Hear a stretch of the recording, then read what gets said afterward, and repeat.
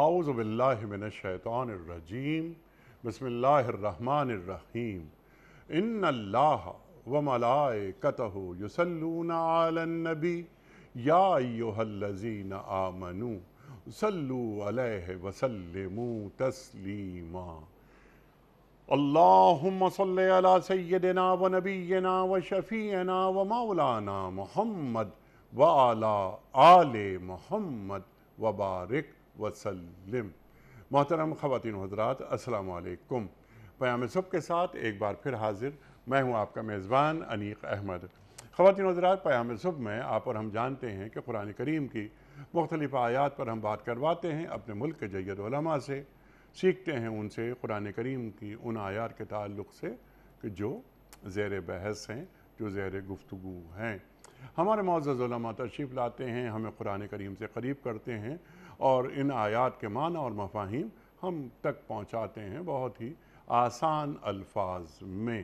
ہم اپنے علماء کے جتنے بھی شکر گزار ہو جائیں وہ کم ہے۔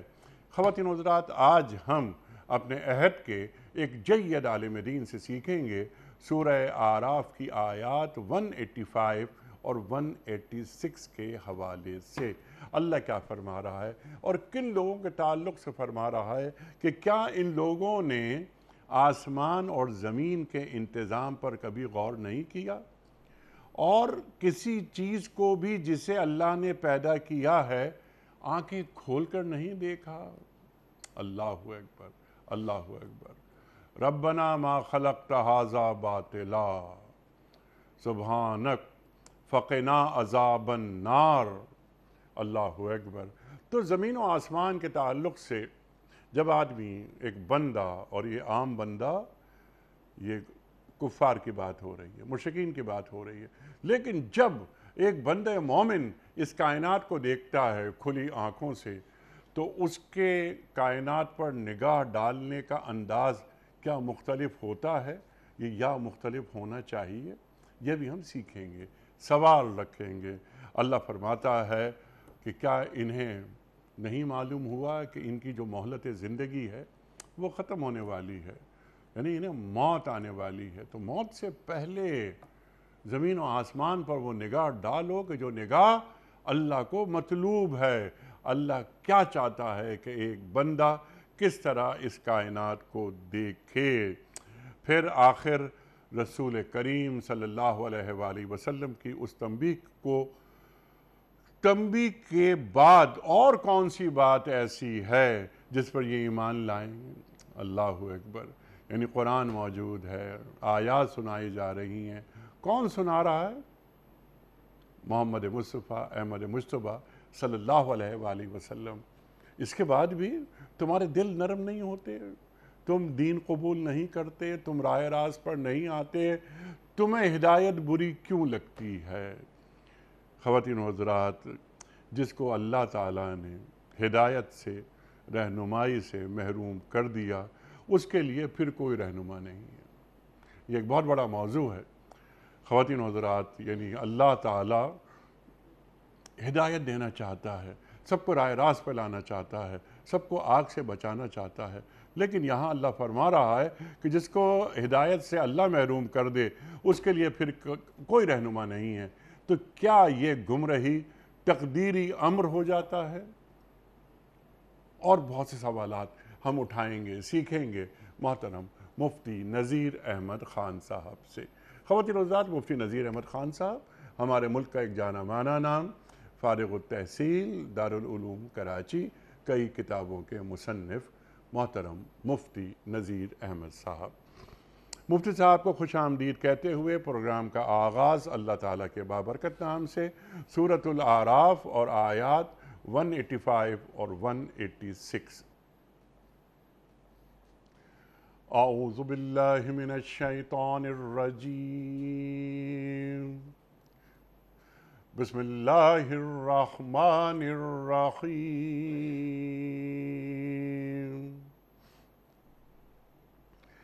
اولم ينظروا في ملكوت السماوات والارض وما خلق الله من شيء وأن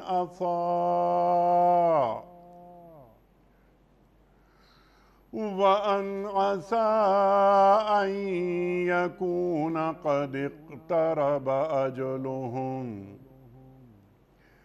وأن عسى أن يكون قد اقترب أجلهم فبأي حديث بعده يؤمنون من يضلل الله فلا هادي له وَيَذَرُهُمْ فِي طُغْيَانِهِمْ يَعْمَهُونَ صدق اللہ العظیم۔ کیا ان لوگوں نے آسمان اور زمین کے انتظام پر کبھی غور نہیں کیا اور کسی چیز کو بھی جسے اللہ نے پیدا کیا ہے آنکھیں کھول کر نہیں دیکھا؟ اور کیا یہ بھی انہوں نے نہیں سوچا کہ شاید ان کی مہلت زندگی پوری ہونے کا وقت آ لگا ہو؟ پھر آخر رسول کریم صلی اللہ علیہ وآلہ وسلم کی اس تنبیہ کے بعد اور کون سی بات ایسی ہو سکتی ہے جس پر یہ ایمان لائیں؟ جس کو اللہ رہنمائی سے محروم کر دے اس کے لیے پھر کوئی رہنما نہیں ہے، اور اللہ انہیں ان کی سرکشی ہی میں بھٹکتا ہوا چھوڑ دیتا ہے۔ اللہ اکبر۔ خواتین و حضرات، اس سے پہلے کہ ہم رکھیں آج کے پروگرام کے حوالے سے پہلا سوال محترم مفتی نذیر صاحب کی خدمت میں، اس سے قبل کل کے پوچھے گئے سوال کا درست جواب اور آج کا سوال آپ کی خدمت میں۔ کل کا سوال ہمارا یہ تھا کہ مسجد قباء کا ذکر قرآن کریم کی کس صورت میں آیا ہے؟ درست جواب سورہ توبہ میں۔ آج کا سوال نوٹ فرما لیجئے۔ سرکار دو عالم صلی اللہ علیہ وآلہ وسلم کے کس ساتھی کو سیف اللہ کے لقب سے نوازا گیا تھا؟ امیر المومنین حضرت ابو بکر صدیق رضی اللہ تعالی عنہ کو، یا امیر المومنین حضرت علی مرتضیٰ کرم اللہ وجہہ کو، یا حضرت خالد بن ولید رضی اللہ تعالی عنہ کو؟ جو درست جواب آپ سمجھتے ہوں روانہ فرمائیے۔ ہمارے فون نمبرز ہیں 009221345270009۔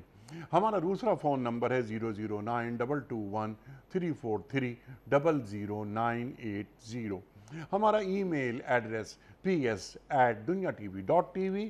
ہمارا واٹس ایپ نمبر 009232182500194۔ حضرت ارشاد فرمائیے، اللہ تعالیٰ سورہ اعراف کی آیت نمبر 185 میں کیا نصیحت کر رہا ہے؟ اول مخاطبین کون ہیں؟ زمین و آسمان کو، تخلیقات کو اللہ تعالیٰ کی دیکھنے کا، نگاہ ڈالنے کا کوئی خاص طریقہ اللہ کو مطلوب ہوتا ہے؟ ارشاد۔ بسم اللہ الرحمن الرحیم، نحمد و نصلی علی رسول الکریم، اما بعد۔ انیق صاحب، اگر ان آیات کو ہم پچھلی آیات سے جوڑیں تو اللہ تعالیٰ ایک انسان کا اور ایک حیوان کا تقابل کر رہا ہے۔ ایک حیوان اپنے دماغ کو، اپنی آنکھوں کو، اپنی زبان کو سب استعمال کرتا ہے اپنے پیٹ اور اپنی خواہش کے لیے، جبکہ حضرت انسان ہے اللہ تعالیٰ نے اسے عقل سے بھی نوازا ہے، دل و دماغ سے بھی نوازا ہے، آنکھوں اور کانوں سے بھی نوازا ہے، اور اللہ نے اس کو مکلف بنایا ہے۔ اس کو مکلف اس بات کا کیا ہے کہ یہ ان نعمتوں کا جو 3 ارگنز ہے، وَلَقَدْ ذَرَأْنَا لِجَهَنَّمَ كَثِيرًا مِّنَ الْجِنِّ وَالْإِنسِ لَهُمْ قُلُوبٌ لَا يَفْقَهُونَ بِهَا وَلَهُمْ أَعْيُنٌ لَا يُبْصِرُونَ بِهَا وَلَهُمْ آذَانٌ لَا يَسْمَعُونَ بِهَا، کہ یہ جو 3 لیڈنگ ارگنز ہیں، انسان کا دل، انسان کی آنکھیں اور انسان کے کان، یہ ہے حق تک رسائی کے ذرائع، یہ انسان کے لیے رہنما ہیں۔ جب یہ رہنما بنتے ہیں تو خدا تک رسائی ہوتی ہے۔ سبحان اللہ۔ جب یہ نفس اور خواہش نفس کے تابع ہو جاتے ہیں تو انسان پھر اولئک کالانعام بل ہم اضل، اس آیت میں پھر انسان جانور کیا، جانور سے بھی بدتر بن جاتا ہے، کہ اس لیے کہ اپنے ان طاقتور ذرائع کو وہ پھر درندگی کے لیے اور حیوانیت کے لیے استعمال کر رہا ہوتا ہے۔ ٹھیک۔ قرآن کریم حضرت انسان کو اپنی عقل کے استعمال کی دعوت دیتا ہے، ترغیب دیتا ہے۔ جب عقل کو دعوت دے رہا ہے قرآن، اس سے پہلے والی آیت ہے اولم یتفکروا، کہ انہوں نے اس بات پہ نہیں سوچا۔ تفکر کہاں سے ہوتا ہے؟ عقل و دماغ سے۔ اولم ینظروا فی ملکوت السماوات والارض، کیا انہوں نے غور نہیں کیا؟ تو غور و فکر ہو، تفکر ہو، جو بھی ہو، اس کے لیے چاہیے ہے عقل۔ لہذا عقل معاون حق ہے، مخالف حق نہیں ہے۔ خواہش نفس مخالف عقل ہے، مخالف دین ہے۔ خواہش ہمیشہ حق اور دین کے خلاف ہی انسان کو ابھارتی ہے، لیکن انسانی عقل جو ہے، انسانی عقل کا مطلب ہے کہ ایک چیز جو مفید ہے اس کے فائدے سامنے رکھنا، جو نقصان دہ ہے اس کے نقصانات سامنے رکھنا۔ قرآن نے اولم یتفکروا سے بھی، اولم ینظروا دونوں سے قرآن بتا رہا ہے کہ اپنے دل و دماغ کو استعمال کرو۔ ٹھیک ہے۔ کس لیے استعمال کرو؟ فی ملکوت السماوات والارض، آسمان اور زمین کے انتظام میں۔ وما خلق اللہ من شیء، اور جو کچھ بھی اللہ نے تخلیق کیا ہے، کیا بات۔ جب ان پہ تم غور کرو گے تو تم میں ان کے اندر نظم ملے گا، ایک منظم آپ کو ہر خدا کی ہر بنائی ہوئی چیز ایک نظم کے تحت ملے گی، اور نظم کے تحت ہر چیز کے چلنے کا مطلب ہے کہ پیچھے ایک ناظم، ایک منتظم ہے جو ان سب کو چلا رہا ہے۔ اس کی مثال ایسی ہے انیک صاحب، فرض کریں یہاں پہ کوئی گولی لگا جاتی، کلاشنکوف کی گولی لگ جاتی، تو کوئی آدمی بھی یہ نہیں کہے گا کلاشنکوف کی گولی خود چلی یا یہ کلاشنکوف خود چلا۔ گولی بتاتی ہے کہ پیچھے کوئی چلانے والا ہے۔ تو اسی طرح سورج چاند کی گردش ہو،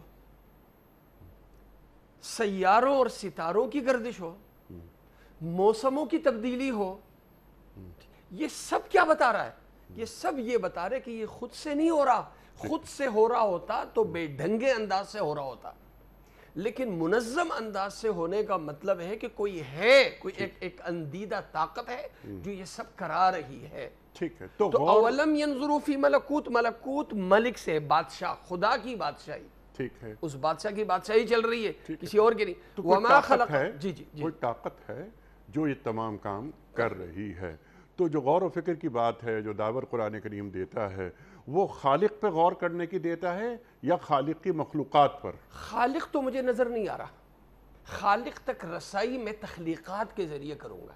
ٹھیک ہے، تخلیقات سے خالق تک میں رسائی کروں گا۔ ٹھیک ہے، موبائل بنانے والے نے موبائل بنایا تو موبائل سے ہی میں اندازہ لگا سکتا ہوں کہ اس کا سانے کیسا ہے، ٹھیک ہے، کس دماغ کا، کس صلاحیت کا آدمی ہے۔ ایک بندے نے ایک چھوٹا سا برتن بنایا اور ایک بندے نے ایک چھوٹی سی سائیکل بنائی، ایک بندے نے جہاز بنایا، دونوں سے میں رسائی حاصل کرتا ہوں بنانے والے کی طرف۔ تو خدا کی خدائی دیکھ کے ہی میں اس اللہ تک رسائی حاصل کروں گا۔ ٹھیک ہے۔ اب یہاں پہ قرآن نے جو لفظ استعمال کیا نیک صاحب، وما خلق اللہ من شیء، لفظ خلق بیان ہے۔ ٹھیک، ایجاد الگ چیز ہے، ایجاد الگ، بڑے بڑے سائنسدان ایجادات کرتے ہیں، خدا تخلیق کرتا ہے۔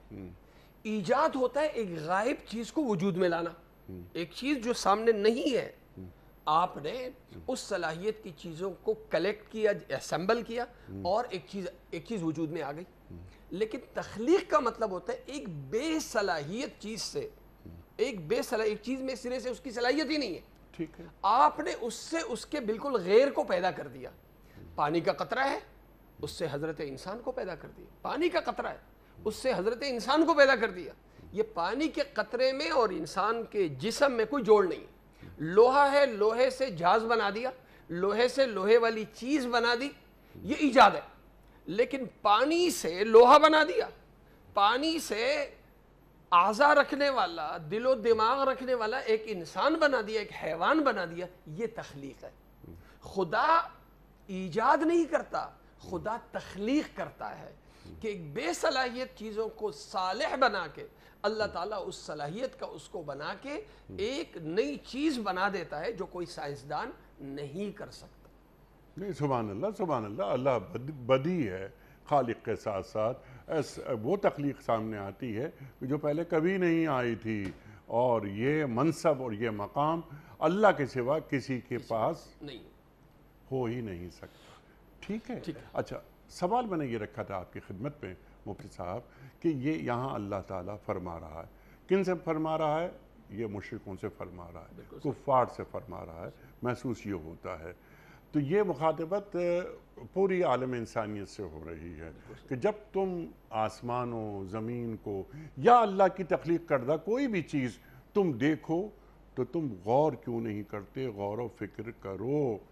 تو پہلے ہم کفار کی بات کر لیتے ہیں کہ وہ کس انداز سے اس کائنات کو دیکھیں، اور پھر اہل ایمان، ظاہر انسانیت سے مخاطبت ہو رہی ہے، ایک بندہ مومن اس کائنات پر نگاہ کس انداز سے ڈالے، اور کیا ہم ڈال رہے ہیں؟ پیچھے کی آیات سے میں نے شروع میں ہی جوڑ دیا تھا، وَاتْلُ عَلَيْهِمْ نَبَأَ الَّذِي آتَيْنَاهُ آیَاتِنَا۔ خدا انسانوں کی تقسیم دو شکلوں میں کرتا ہے، ایک ہے شہوت پرست، خواہش پرست انسان، اور ایک ہے خدا پرست انسان، دونوں میں فرق ہے۔ ٹھیک ہے، وَاتْلُ عَلَيْهِمْ نَبَأَ الَّذِي آتَيْنَاهُ آیَاتِنَا فَانْسَلَخَ مِنْهَا فَأَتْبَعَهُ الشَّيْطَانُ فَكَانَ مِنَ الْغَاوِينَ وَلَوْ شِئْنَا لَرَفَعْنَاهُ بِهَا وَلَكِنَّهُ أَخْلَدَ إِلَى الْأَرْضِ وَاتَّبَعَ هَوَاهُ۔ یہ جو خواہش پرست انسان ہے، پھر اس کی شکلیں کئی ہیں۔ یہ آیات جن کے تعلق سے نازل ہوئی اس ماحول کے اعتبار سے وہ ہیں مشرکین۔ ٹھیک ہے، ٹھیک ہے، اس میں مشرکین بھی آ گئے، اس میں گمراہ مسلمان بھی آ گئے، اس میں ہر وہ بندہ آ گیا جو اپنا دماغ، اپنا دل و دماغ خدا کی رسائی تک، خدا کی بندگی کے لیے استعمال نہیں کر رہا، اس میں وہ سارے آ گئے۔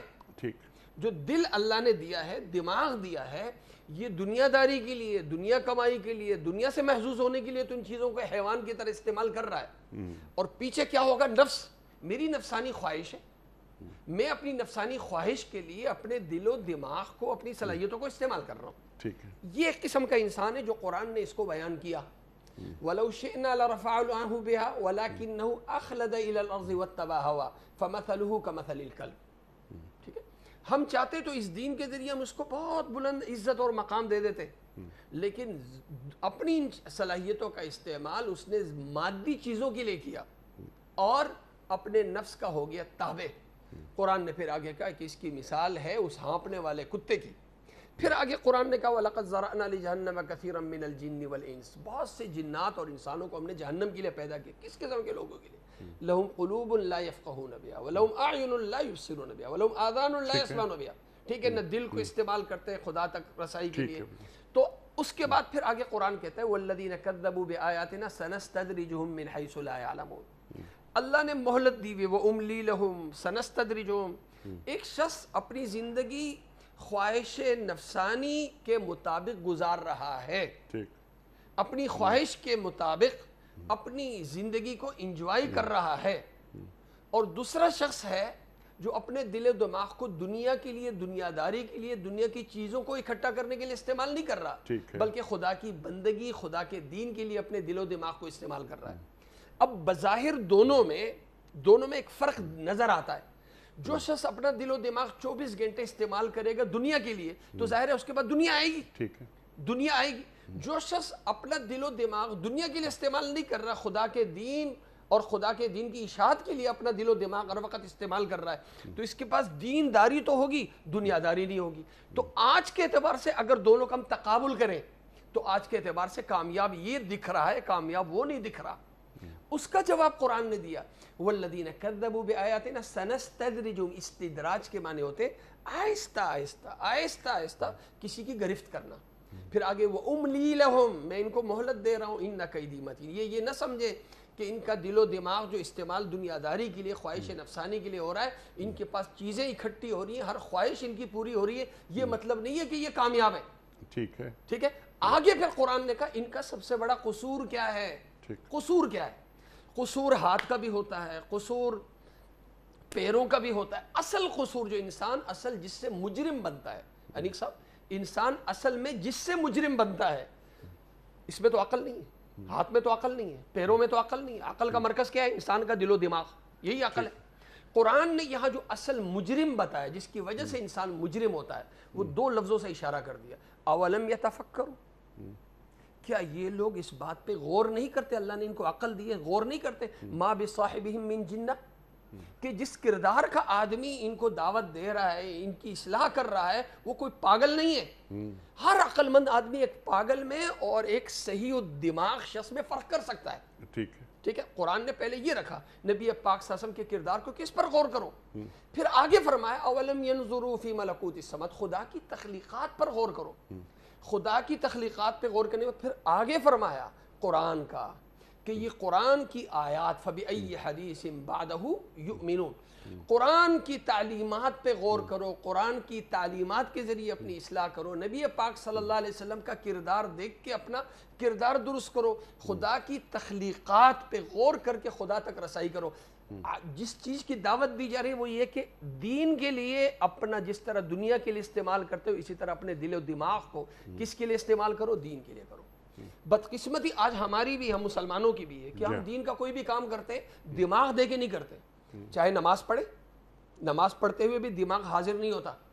دین کا کوئی بھی کام کرتے ہیں دماغ سائڈ پہ ہوتا ہے. دنیا کا کام کرتے ہیں دماغ کی حاضر دماغی کے ساتھ کر رہے ہوتے ہیں، لیکن جب عبادت کر رہے ہوتے ہیں تو پھر حاضر دماغی کے ساتھ نہیں. تو اصل جو مطالبہ ہے کہ دین کو دماغ دو، اور یہ دین کو دماغ دو. انیق صاحب اگر آپ اس پہ ایک پروگرام کریں نا تو پورا ایک پروگرام کیا کئی پروگرام ہو سکتے ہیں.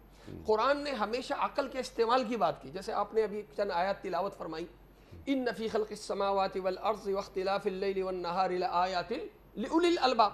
خدا کی تخلیقات میں نشانیاں ہیں کس کے لیے؟ عقل والوں کے لیے. الذین یتفکرون فی الارض، تو جو تفکر کرتے سوچتے، تو مطلب دماغ سے سوچنا، جس طرح زبان سے تلاوت کرنا، ذکر کرنا، جیسے یہ عبادت ہے. اس سے بڑھ کر عبادت کیا ہے کہ میں دماغ سے سوچوں. ربنا ما خلقت ھذا باطلا.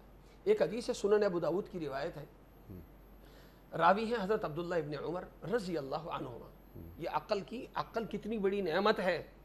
عقل مخالف دین نہیں ہے، معاون دین ہے. اس پہ یہ حدیث ہے، جیسے یہ آیات ہے اسی طرح حدیث ہے. حضرت عبداللہ ابن عمر رضی اللہ عنہما روایت کرتے ہیں کہ اللہ کے نبی صلی اللہ علیہ وسلم نے ارشاد فرمایا، ان الرجل لیکون من اہل الصلاح والصوم والزکاة والحج والعمرہ، کہ ایک آدمی، اس کے پاس روزے بھی ہوں گے، اس کے پاس زکوٰۃ کی عبادت بھی ہوگی، اس کے پاس نمازوں کی عبادت بھی ہوگی، اس کے بعد حج اور عمرے بھی ہوں گے. وَذَكَرَ سِحَامَ الْخَيْرِ كُلَّهُ، نبی پاک صلی اللہ علیہ وسلم نے ساری نیکیاں بیان فرمائی، لیکن فرمایا وَلَا يُجْزَى يَوْمَ الْقِيَامَةِ إِلَّا بِقَدْرِ عَقْلِهِ. آدمی کو جو بدلہ دیا جائے گا نا، ہر عبادت کا ثواب جو دیا جائے گا وہ بقدر عقل کے دیا جائے گا کہ اس نے اس عبادت کو دماغ کتنا دیا ہے. سبحان اللہ. میں نماز میں ہوں، نماز میں نے عقل کو نمائندگی دی ہوئی ہے نہیں دی ہوئی؟ میرا دماغ یہاں ہے یا کہیں اور ہے؟ ان فی ذلک لذکری لمن کان لہ قلب والقى السمع وهو شہید. ٹھیک ہے. میں روزہ رکھ رہا ہوں، اگر روزہ رکھتے ہوئے نیت کیا ہے؟ نیت کیا ہے؟ عقل حاضر کرنا. اگر میں نماز پڑھ رہا ہوں نیت کے بغیر ہے، میری نماز نہیں ہے، میرا روزہ نہیں ہے. میں حج کر رہا ہوں، احرام تو پہن لیا، میں نے نیت نہیں کی، اب میں حاجی نہیں بنا. تو نیت کا مطلب ہے ہر عبادت کی ابتدا نیت سے. کیا مطلب ہے؟ ہر عمل کی ابتدا عقل سے ہے. عقل کی نمائندگی نہیں ہے، یا ایک انسان کے پاس عقل ہی نہیں ہے وہ مجنون ہے، وہ غیر مکلف ہے. ایک انسان کے پاس عقل ہے، وہ عقل کے بقدر اللہ اس کو اجر دے گا، ثواب دے گا. عقل کو نمائندگی نہیں دی نماز میں، یہ نماز اس کے لیے وبال ہے. روزہ صبح سے کوئی نیت نہیں کی، بھوکا رہا، اس کو روزے کا کوئی ثواب نہیں ملا. زکوٰۃ دیتے ہوئے اس نے زکوٰۃ کی نیت نہیں کی، دماغ حاضر نہیں تھا، زکوٰۃ ادا نہیں کی. تو جو عقل ہے، عقل کا استعمال دین یہ کہہ رہا ہے کہ جو ہر انسان ہے اللہ تعالیٰ نے کی ایک عظیم نعمت دی ہے. اللہ ہم سے مطالبہ کر رہا ہے کہ یہ نہیں ہے عبادت کا مطلب عبادت کا تعلق خدا کی بندگی کا تعلق انسان کے جسم سے کہیں زیادہ اعضاء سے کہیں زیادہ انسان کے اس عقل سے. لہذا دین کو کیا دو؟ اپنا دماغ دو. دین کو دماغ دو. جو جس قدر دماغ دے گا اسی کے بقدر اللہ تعالیٰ اس کو نوازے گا. سبحان اللہ سبحان اللہ. حضرت علی کرم اللہ وجہہ کا قول ہے کہ اس عبادت میں کوئی بھلائی نہیں جس میں غور و خوض نہ ہو. اللہ اکبر. تو عبادات آپ نے بالکل بالتفصیل بات فرمائی. تو وہ جتنی بھی عبادات ہیں ہماری کیا اس میں غور و خوض ہو رہا ہے؟ اچھا اب یہاں پر ایک جو آپ نے وہ بھی آیت تلاوت فرمائی کہ ربنا ما خلقت ھذا باطلا. اللہ اکبر اللہ اکبر. اے میرے رب تو نے یہ کائنات اب بس پیدا نہیں کی. اللہ قرآن کریم میں فرما رہا ہے. اللہ اکبر. اور سبحانک تو پاک ہے. فقنا عذاب النار. ہمیں عذاب سے بچا لے ہمیں. اچھا اب سوال یہاں پر جو میں رکھ رہا ہوں آپ کی خدمت میں چاہتا ہوں اس پر ذرا آپ گفتگو فرمائیں. آپ نے بالتفصیل گفتگو فرمائی کہ وہ کفار وہ مشرکین جو سرکار دو عالم صلی اللہ علیہ وآلہ وسلم کی دعوت آپ کی شخصیت آپ مبلغ اور آپ تبلیغ کر رہے ہیں قرآن کے ذریعے ان کے دلوں پہ مہر لگی ہوئی ہے وہ بات نہیں سنتے. یعنی کائنات کو دیکھنے کا طریقہ ٹھیک ہے نا مفتی صاحب. آپ نے ایک بات بہت شاندار اور یہی فرمائی کہ کچھ گمراہ مسلمان وہ بھی اس انداز سے نہیں دیکھتے کائنات کو. میرا سوال آپ کی خدمت میں بس چھوٹا سا یہ ہے کہ اللہ تعالیٰ جو سورہ اعراف کی آیت نمبر 185 میں یہ فرما رہا ہے کہ دیکھو اس انداز سے کائنات کو دیکھو. عقل کا استعمال جس پر آپ نے بہت زور دیا. کیا آج پورے عالم اسلام میں اس کائنات پر نگاہ ڈالتے ہوئے غور و خوض ہو رہا ہے؟ اور ان تخلیقات کے ذریعے کیا میں کبھی اللہ کی جانب سفر کرتا ہوں؟ ارشاد. میرا جواب ہوگا جی نہیں. اس کی وجہ کیا ہے؟ اس کی وجہ یہ کہ دین سے ہمارا تعلق جہل کا ہے. ٹھیک ہے. دین سے ہمارا تعلق چاہے کلمے سے لے کر آپ نماز تک لے لیں. کسی سے عربی میں غور تب کروں گا جب میں سمجھوں گا نا. میں سمجھوں گا. میں قرآن کی تلاوت روزانہ ایک پارہ پڑھتا ہوں. یہ ایک پارہ پڑھتے یہ ایک پارہ میرے دل و دماغ پہ اثر کیوں نہیں ڈالتا؟ میں دعائیں پڑھتا ہوں سونے سے پہلے. میں 2-3 سورتیں پڑھ لیتا ہوں. سورہ ملک پڑھ لیتا ہوں. صبح اٹھتا ہوں تو سورہ یاسین پڑھ لیتا ہوں. رات کو سونے سے پہلے سورہ واقعہ پڑھ لیتا ہوں. تو یہ جو جتنا میں پڑھتا ہوں اس کا تعلق میری زبان سے تو ہے. کیا دماغ سے ہو سکتا ہے؟ دماغ سے اس لیے نہیں ہو سکتا انیق صاحب اس لیے کہ میں جو پڑھ رہا ہوں میرے کو سمجھ میں نہیں آ رہا. تو جو چیز میرے کو سمجھ میں نہیں آ رہی وہ میرے اوپر اثر کیا ڈالے گی؟ وہ میرے دماغ کو متاثر. میرا دماغ کب متوجہ ہوگا؟ جب ایک چیز مجھے سمجھ میں. 2 بندے باتیں کر رہے ہیں وہ ایسی زبان میں باتیں کر رہے ہیں جو زبان میں سمجھ رہا ہوں. تو میں جب ان کی بات سنوں گا تو میں سمجھوں گا. ہاں جب سمجھوں گا تو دماغ کو پھر چلاؤں گا بھی کہ بھئی بات کیا کر رہے ہیں. کوئی ایک خطیب صاحب واعظ کر رہے ہیں واعظ میری زبان میں کر رہے ہیں میں سنوں گا اور سن کے میں اثر لوں گا. لیکن تقریر ایسی زبان بھی ہو رہی ہے جو میری سمجھ سے بالاتر ہے. اب مجھ سے یہ امید رکھنا کہ میں اثر لوں میں اثر نہیں لے سکتا. ٹھیک ہے. مسئلہ ہمارے ساتھ آج کل یہ ہے کہ بڑے سے بڑا لکھا پڑھا انسان قرآن سے جو ان کا تعلق ہے دین سے ان کا تعلق ہے وہ تعلق ہے جہل کا تعلق ہے. اچھا پھر ابتدا سے بچپن سے جو ہماری ایک مینٹالٹی بنی ہوئی ہے نا وہ یہ کہ دین پہ جب عمل کرے نا تو بغیر سمجھ کے کریں. چاہے کلمہ ہمیں سکھایا ترجمہ نہیں سکھایا. 6 کلمے سکھائے ترجمے نہیں سکھائے رٹوا دیے. ٹھیک ہے. آج کل رٹوانوں کا عمل ہے. پہلے یہ بھی نہیں ہوتا. نماز سکھائی نماز کا ترجمہ نہیں سکھایا. قرآن سکھایا قرآن کا ترجمہ نہیں سکھایا. اکثر میں اپنے نمازی حضرات سے ایک بات کرتا ہوں. میں کہتا ہوں یار چھوٹے چھوٹے بچے اسکولوں میں ہوتے ہیں. سب سے ٹف جو شیڈول ہوتا ہے ان بچوں کا ہوتا ہے. وہ بیچارے صبح جاتے ہیں 2 بجے 2:30 بجے واپس آتے ہیں. 2 بجے آدھے گھنٹے 1 گھنٹے کے بعد فوراً مسجد میں آتے ہیں قاعدہ پڑھتے ہیں قرآن پڑھتے ہیں. ٹھیک. اس کے بعد جب قرآن ختم ہو جاتا ہے نا ان کا 5ویں 6ٹی کلاس میں آ جاتا ہے قرآن ختم ہو جاتا ہے تو پھر قرآن سے ان کا تعلق کہ قرآن انہوں نے قاعدہ بھی پڑھ لیا دعائیں بھی یاد کر لی نماز بھی یاد کر لی انہوں نے قرآن ناظرہ قرآن بھی ختم کر دیا، اب اس سے تعلق ختم۔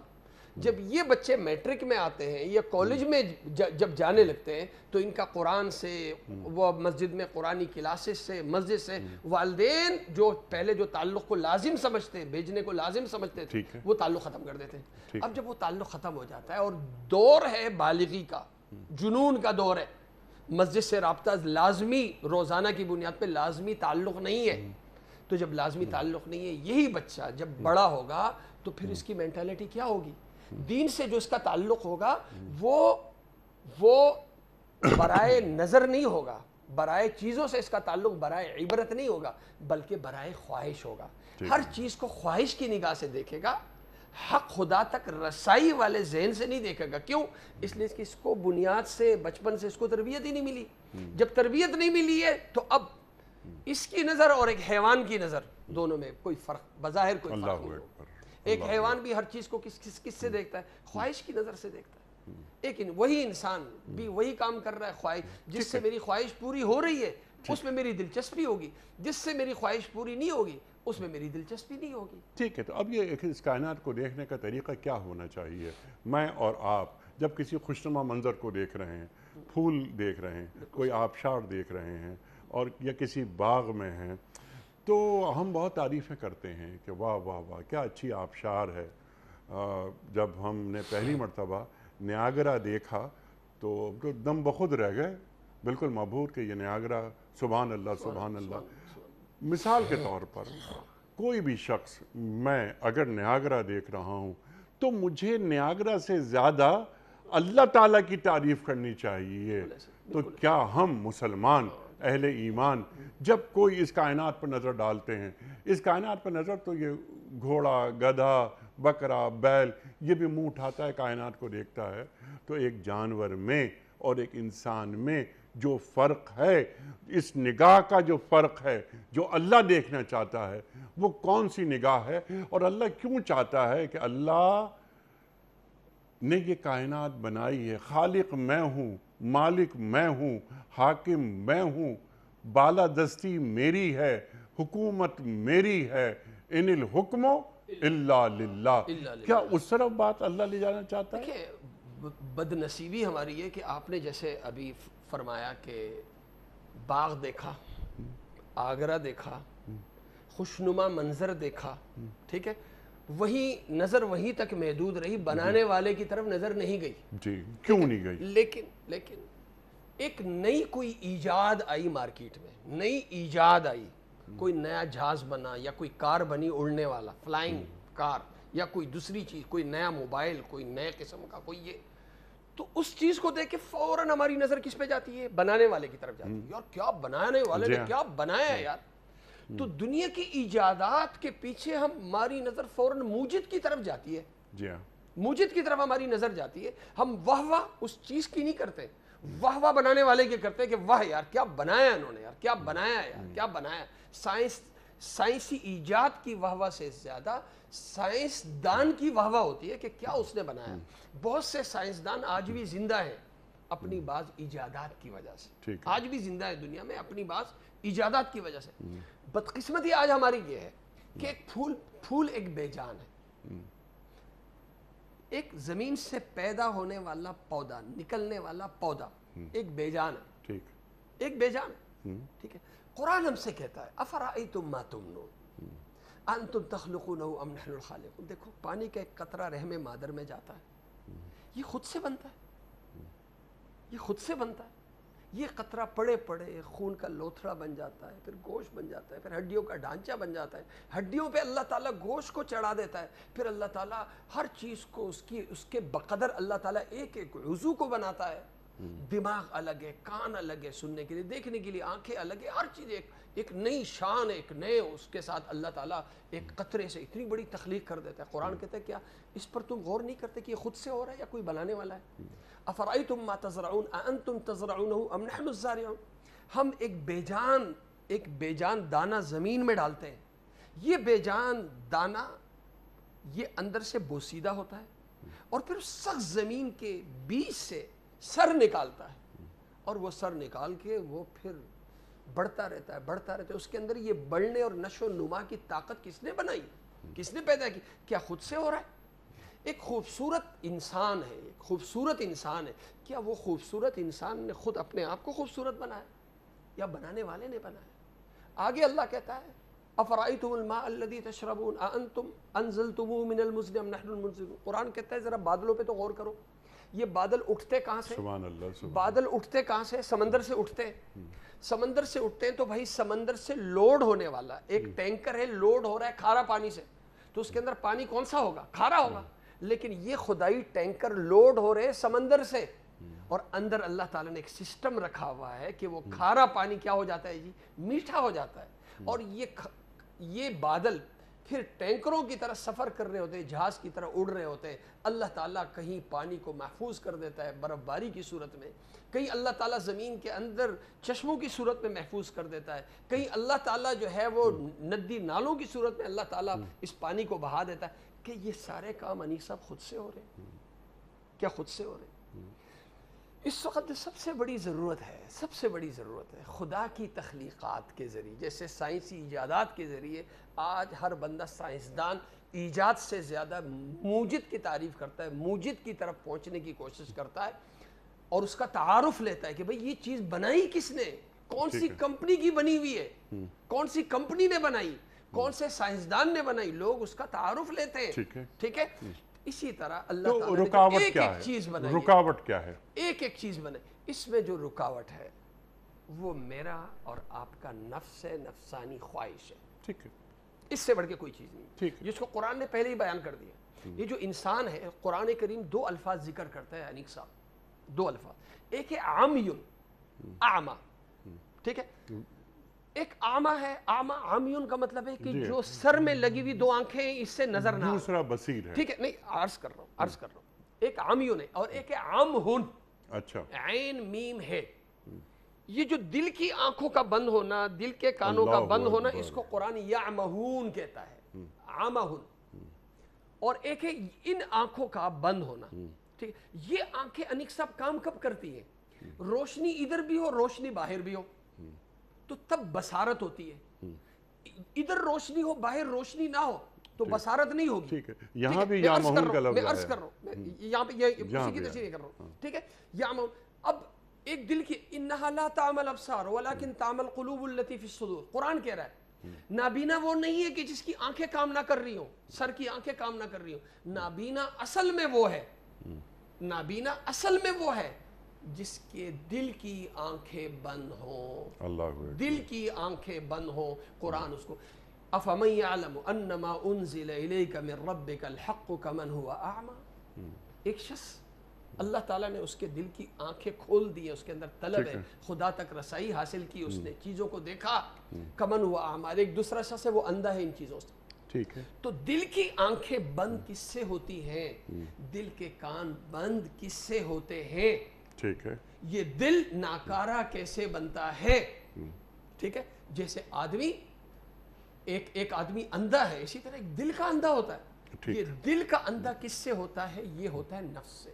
ٹھیک ہے. نفس کا پردہ. ختم اللہ علی قلوبہم جو قرآن نے کہا، یہ اللہ تعالیٰ تو اوپر مہر لگا دیتا ہے، لیکن اس مہر تک پہنچا یہ شخص کیسے؟ ٹھیک ہے. اللہ تعالیٰ ہوا کے ذریعے. ٹھیک ہے. تو ہوا کے ذریعے اللہ ہدایت دینا چاہتا ہے. اللہ ہدایت دینا چاہتا ہے. لیکن اب یہاں اللہ جو فرما رہا ہے کہ اللہ جسے رہنمائی سے محروم کر دے اسے کون رہنمائی فراہم کر سکتا ہے؟ اب یہاں اگلا موضوع ہے. جی میں چاہتا ہوں کیونکہ وقت ختم ہو رہا ہے. اگلا موضوع ہے. دیکھیں، ایک ہدایت ہے. ہدایت کے معنی صحیح راستے پہ چلنا. صحیح راستے پہ چلنے کا کیا مطلب ہوتا ہے؟ جو عقلی اعتبار سے صحیح ہے اسے صحیح سمجھنا، ٹھیک، اور اس کا کرنے والا بننا. جو عقلی لحاظ سے جو غلط ہے اسے غلط سمجھنا اور اس سے دور رہنا. ٹھیک ہے. ہم اپنے عملی مشاہدے میں دیکھتے ہیں بہت سے کام ہوتے ہیں انیق صاحب ہم سمجھ رہے ہوتے ہیں کہ یہ غلط ہے، عقلی اعتبار سے غلط ہوتا ہے، لیکن آدمی اس سے رک نہیں سکتا.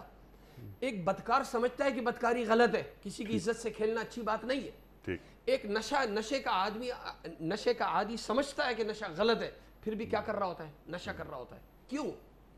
کیوں کر رہا ہوتا ہے؟ اس لیے کہ عقل پہ نفس غالب آ گیا ہے، خواہش نفسانی جب غالب آتی ہے تو عقل کام چھوڑ دیتی ہے، علم کام چھوڑ دیتا ہے۔ اب یہاں من یضل اللہ کا مطلب ایک انسان اپنا لگام دے دے خواہش نفسانی کے ہاتھ میں، خواہش کے ہاتھ میں، اور کہے کہ میں صحیح چل رہا ہوں۔ ایک شخص یہ کہہ رہے کہ میں علم کے ذریعے سے میں صحیح راستے پہ چلوں گا، ممکن نہیں ہے۔ ٹھیک ہے، صحیح راستے پہ وہی چل سکتا ہے جو اپنے آپ کو نفس کے پنجے سے نکال کے، نفس کے پنجے سے نکالنے کا کیا طریقہ ہے؟ وہ طریقہ ہے دل میں خدا ترسی اور ایمان پیدا کرنا۔ دو انسان ہیں، ایک طرف زلیخا ہے، خواہش نفسانی سے متاثر، خواہش نفسانی کی غلام، ٹھیک ہے، اس کے سب وہ اس کی عقل کام نہیں کر رہی اس لیے کہ خواہش نفسانی غالب ہے۔ دوسری طرف ہے حضرت یوسف سلام علیہ، دو ہیں، یہ بھی ہے وہ بھی، یہ اپنے آپ کو برائی سے نہیں روک سک رہی، خواہش نفسانی کا پورا زور ہونے کے باوجود حضرت یوسف سلام علیہ اس برائی سے ہٹ جاتے ہیں۔ وَلَقَدْ هَمَّتْ بِهِ وَهَمَّ بِهَا لَوْلَا أَن رَأَىٰ بُرْهَانَ رَبِّهِ، میلان ادھر بھی ہو رہا ہے، میلان ادھر بھی ہو رہا ہے، لیکن یہاں عقل نفس پہ غالب ہے، وہاں نفس عقل پہ غالب ہے۔ جب نفس غالب ہو جاتا ہے عقل اور علم، تو پھر نہ عقل کام کرتی ہے نہ علم کام کرتا ہے، کوئی چیز کام نہیں کرتی۔ انسان پھر وہ کر رہا ہوتا ہے جو ایک حیوان کر رہا ہوتا ہے، اس لیے کہ وہ اپنی خواہش کا غلام ہوتا ہے، وہ پھر اندھا ہوتا ہے، جیسے اندھا ہو کے بندہ کام کر رہا ہوتا ہے، اسی طرح یہ شخص کام کر رہا ہوتا ہے۔ لہذا من یضلل اللہ فلا ہادی لہ کے ذریعے جو پیغام ہے وہ یہ ہے کہ ہم چاہیں کہ ہم صحیح راستے پہ چلیں، تو اس کا طریقہ یہ نہیں ہے کہ دنیا جو کر رہی ہے وہ ہم کریں، جس کا فیشن ہے وہ کریں، ہم وہ کریں جس کا مطالبہ ہم سے ہمارا نفس کر رہا ہے، ہم وہ کریں جس کا مطالبہ ہم سے آج کے سائنسدان اور آج کے خواہش پرست لوگ کر رہے نہیں۔ ہم اپنے آپ کو دین کے تابع کر دیں۔ جب اپنے آپ کو دین کے تابع کر دیں گے تو دین کے تابع کرنے کا کیا مطلب ہوگا؟ ہم نفس کی غلامی سے جب آزاد ہوں گے، خدا کی غلامی میں آئیں گے، تو خدا کا جو شخص غلام بن جاتا ہے وہ عقل کا دشمن نہیں بنتا، اس کی عقل بھی پھر کام کر رہی ہوتی ہے، اس کا علم بھی، کیونکہ خدا انسان سے وہ کام لے رہا ہوتا ہے جو اس کی فطرت کی آواز ہوتی ہے، فطرت کی آواز ہوتی ہے۔ جب فطرت کے مطابق میرا ہر کام ہوگا تو میری عقل مجھے یہ نہیں کہے گی کہ نہیں کر، میرا علم مجھے نہیں کہے گا کہ نہیں کر، میرا علم بھی میرا ساتھ دے گا، میری عقل بھی، اور مجھے ذہنی طور پر اطمینان ہوگا کہ جو کچھ میں کر رہا ہوں صحیح کر رہا ہوں۔ ایک عفت والی زندگی ہے، ایک بے حیائی والی زندگی ہے۔ عفت والی زندگی جب میں اختیار کروں گا تو مجھے دل کا سکون ملے گا، لیکن بے حیائی والا راستہ، بے حیائی والے کام کروں گا، خواہش تو پوری ہوگی لیکن مجھے اندر کا سکون کبھی نہیں ملے گا۔ بالکل ٹھیک ہے، ہدیناہ النجدین، اللہ تعالیٰ نے حق اور باطل واضح کر دی ہے، راستہ بتا دیا۔ سوال یہ ہے کہ اللہ یہ فرما رہا ہے کہ جسے میں ہدایت سے محروم کر دوں اس کو ہدایت دینے والا کون ہو سکتا ہے؟ اللہ بھی ہدایت سے محروم رکھتا ہے یا سرکشوں کو ان کے حال پہ چھوڑ دیتا ہے؟ سرکشوں کو ان کے حال پہ چھوڑ دیتا ہے۔ کچھ نیکیاں ایسی ہوتی ہیں انیک صاحب کہ ان نیکیوں کی وجہ سے آخری وقت میں اللہ تعالیٰ ان نیکیوں کی وجہ سے اللہ تعالیٰ اس انسان کو راہ راست پہ لے آتا ہے۔ حدیث ہے، اللہ کے نبی صلی اللہ علیہ وسلم نے فرمایا کہ جب اللہ کو کوئی بندہ پسند آتا ہے تو اللہ اس کو کام والا بنا دیتا ہے۔ تو صحابہ نے عرض کیا یا رسول اللہ کیسے کام والا بنا دیتا ہے؟ فرمایا آخر میں اللہ تعالیٰ اسے نیک بننے کی توفیق دے دیتا ہے۔ تو یہ جو کوئی آدمی کوئی پابندی کے ساتھ کوئی نیکی کر رہا ہو نا، چلتے چلتے وہ کیا ہو جاتا ہے؟ نیک ہو جاتا ہے۔ اللہ تعالیٰ اس کے دل میں برائی کی نفرت ڈال دیتا ہے اور نیکی کی محبت ڈال دیتا ہے اور وہ نیک بننا شروع ہو جاتا ہے۔ یہ کس سے ہوتا ہے؟ اللہ کی توفیق سے ہوتا ہے۔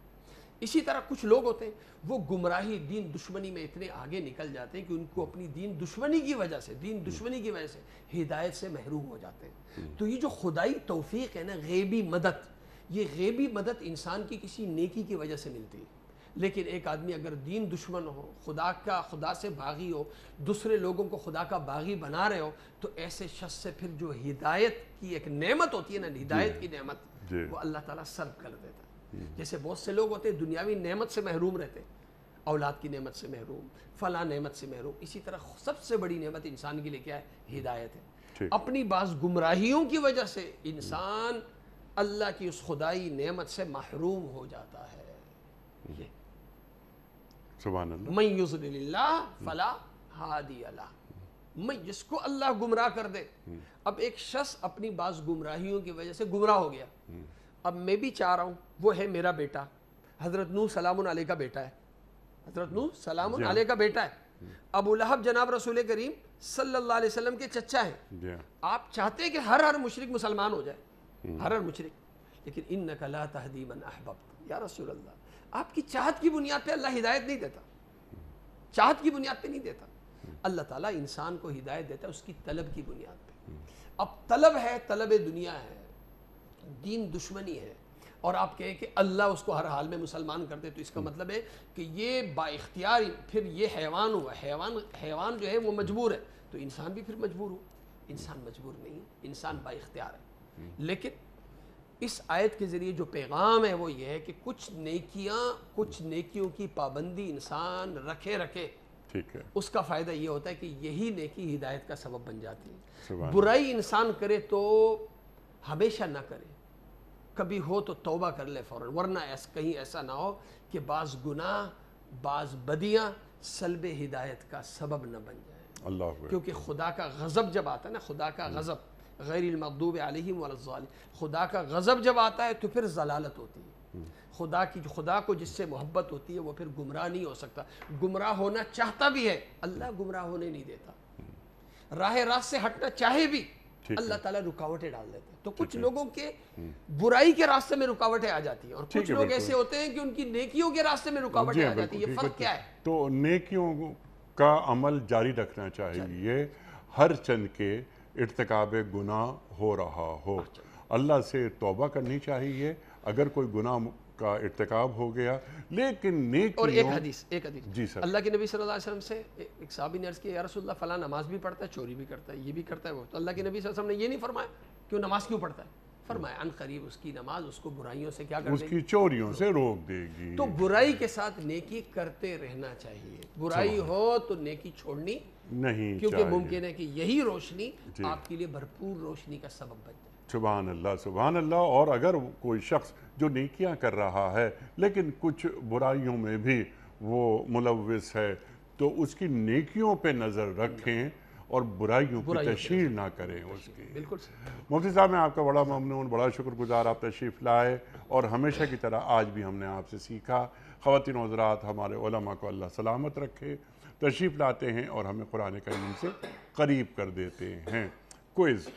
کل کا سوال ہمارا یہ تھا کہ مسجد قباء کا ذکر قرآن کریم کی کس صورت میں آیا ہے؟ درست جواب سورہ توبہ میں. آج کا سوال نوٹ فرما لیجئے. سرکار دو عالم صلی اللہ علیہ وآلہ وسلم کے کس ساتھی کو سیف اللہ کے لقب سے نوازا گیا تھا؟ آپشن 1 امیر المومنین حضرت ابو بکر صدیق رضی اللہ تعالی عنہ. آپشن نمبر 2 امیر المومنین حضرت علی مرتضیٰ کرم اللہ وجہہ. آپشن نمبر 3 حضرت خالد بن ولید رضی اللہ تعالی عنہ.